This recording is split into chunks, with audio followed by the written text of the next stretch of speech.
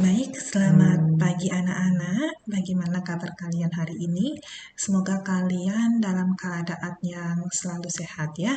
Nah, sesuai dengan penjelasan Ibu tadi, pada hari ini kita akan membahas materi terkait dengan self order.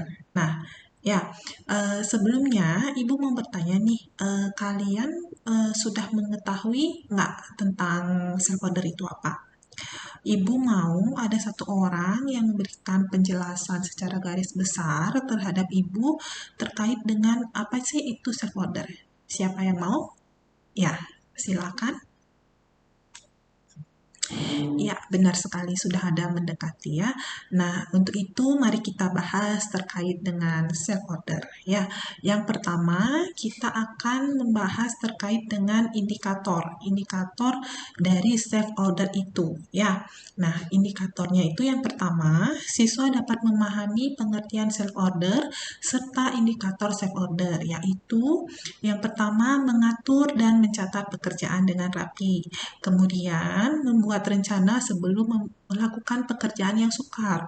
Kemudian dapat mengelola benda-benda.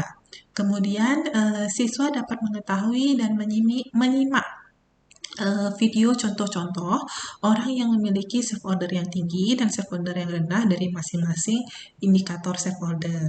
Yang kemudian siswa dapat menerapkan masing-masing indikator self order dalam bidang pribadi. Ya, selanjutnya adapun tujuan dari layanan ini yaitu yang pertama untuk dapat memahami pengertian self order serta indikator self order, yaitu yang pertama mengatur dan mencatat pekerjaan dengan rapi, kemudian membuat rencana sebelum melakukan pekerjaan yang sukar. Yang ketiga dapat mengelola benda-benda ya. Nah, tujuan yang kedua yaitu untuk dapat mengetahui dan menyaksikan video contoh-contoh orang yang memiliki self order yang tinggi dan self order yang rendah dari masing-masing indikator self order. Nah, yang ketiga, untuk dapat menerapkan masing-masing indikator self order dalam bidang pribadi.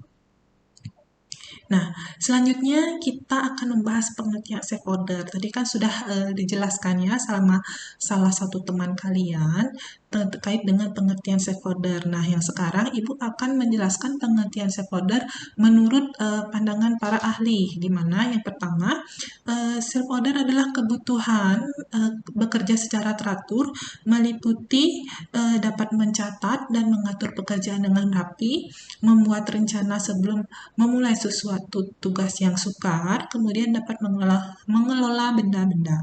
Itu menurut buku Darsana nomor tahun 2014. Kemudian berdasarkan definisi tersebut, maka self order mengandung 3 aspek, yaitu yang pertama dapat mencatat dan mengatur pekerjaan dengan rapi, yang kedua membuat rencana sebelum memulai sesuatu tugas yang sukar, kemudian dapat mengelola benda-benda.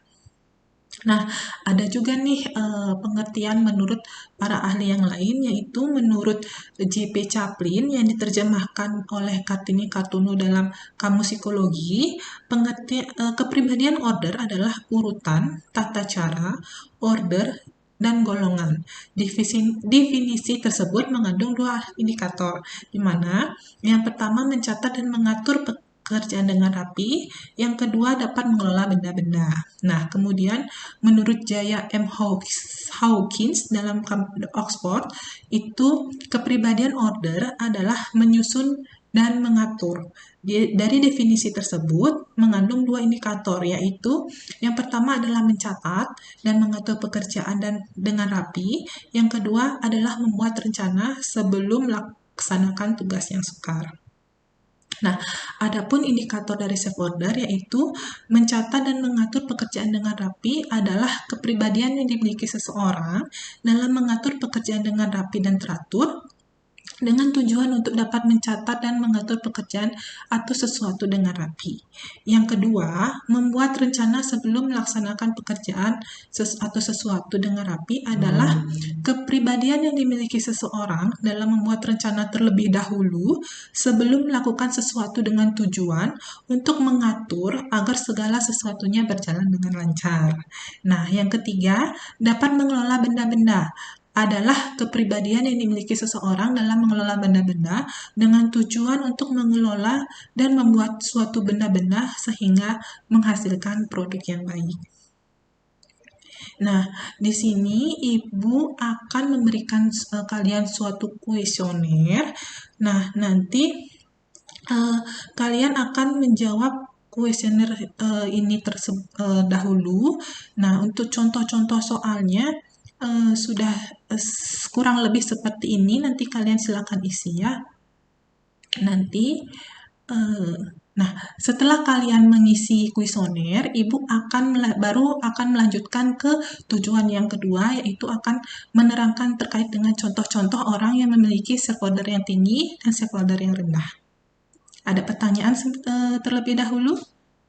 Ya, kalau tidak silakan nanti kuesionernya diisi terlebih dahulu ya.